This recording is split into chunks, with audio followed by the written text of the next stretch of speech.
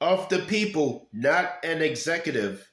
If elected governor of New York, Congress member Lee Zeldin vowed last week that he would act on day one to suspend the state's bail reform laws via executive order.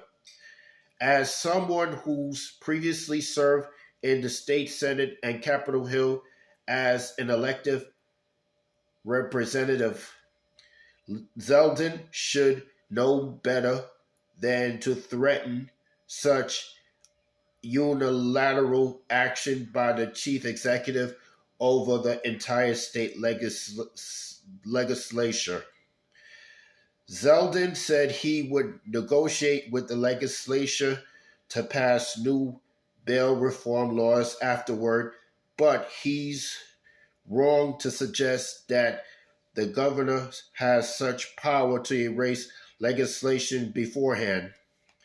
The bail reform laws, for better or worse, were adopted through legislation passed by a majority of state assembly members and a majority of state senators. It was then signed into law by a governor elected by a majority of New Yorkers. That is exactly how government is supposed to work. When crime increased in recent years, Governor Kathy Hochul didn't sign an executive order reversing some of the bail reform laws. She worked with the state legislature and negotiated changes that were eventually passed into law. That is exactly how a governor is supposed to act. Crime continues to be a problem in the Empire State and especially in New York City, where last month the NYPD reported yet another double-digit increase in major felonies. But progress is being made thanks to tactical efforts by New York's finest to prevent crime and apprehend those responsible. Some of those tactical efforts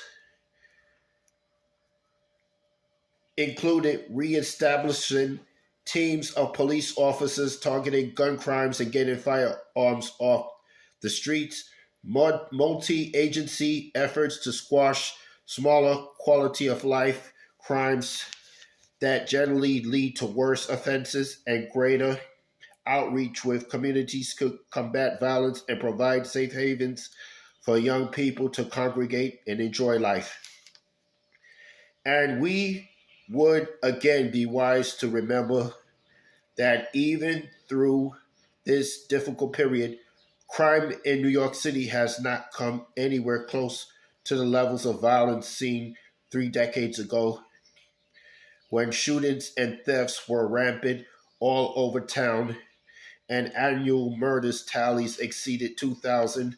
The number rate is actually down 14.4% this year, and the city's on track to report less than 500 homicides in 2022.